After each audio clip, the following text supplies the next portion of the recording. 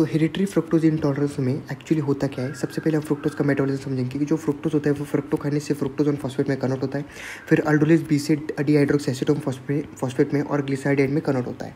तो जो hereditary fructose intolerance है उसमें एक्चुअली अल्डोलेज बी का जो है वो डिफेक्ट होता है। अल्डोलेज बी का डिफेक्ट हो तो क्या होगा, फ्रुक्टोज ऑन फॉस्फेट जो होता है वो एक्यूमुलेट करता है और वो फीडबैक मैकेनिज्म से फ्रुक्टोकाइनेज को इनिबिट कर देता है।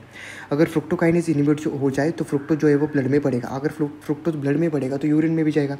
तो उसकी वजह से क्या होगा, सबसे पहला जो फीचर होगा कि जो बेंडिक टेस्ट है वो पॉजिटिव आता है। क्योंकि बेंडिक टेस्ट क्यों पॉजिटिव आता है, क्योंकि फ्रुक्टोज जो होते हैं वो रिड्यूसिंग शुगर होती है। अब जो फ्रुक्टोज होता है वो किसी प्रकार का कैटरेक्ट नहीं कॉज करता। और देखो एक्यूमुलेशन किसको हो रहा है, फ्रुक्टोज ऑन फॉस्फेट का। तो फ्रुक्टोज ऑन फॉस्फेट जो होता है वो एक्चुअली फॉस्फेट यूज़ हो रहा है तो हाइपोफॉस्फेटेमिया होगा। तो हाइपोफॉस्फेटेमिया होने से क्या होगा कि जो ग्लाइकोजन फॉस्फोराइलेज जिसको फॉस्फेट चाहिए होता है वो काम नहीं करेगा तो हाइपोग्लिसीमिया होगा। उसके बाद जो एटीपी है वो नहीं बन पाएगा तो एटीपी डिफिशियंसी होगी। तो लिवर में क्या होगा, हिपेटोस्प्लिनोमेगाली और जॉन्डिस होगा।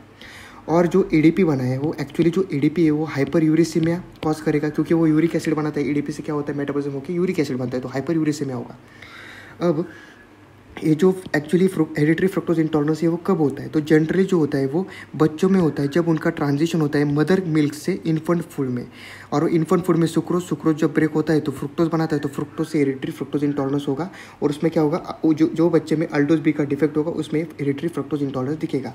यहाँ पे एक इंपॉर्टेंट नोट पॉइंट है कि ये जो है वो not susceptible to E coli sepsis. जो गैलेक्टोसेमिया होता है, क्लासिकल गैलेक्टोसेमिया, वो ससेप्टिबल होता है इकोलाई सेप्सिस से। Okay, that's it.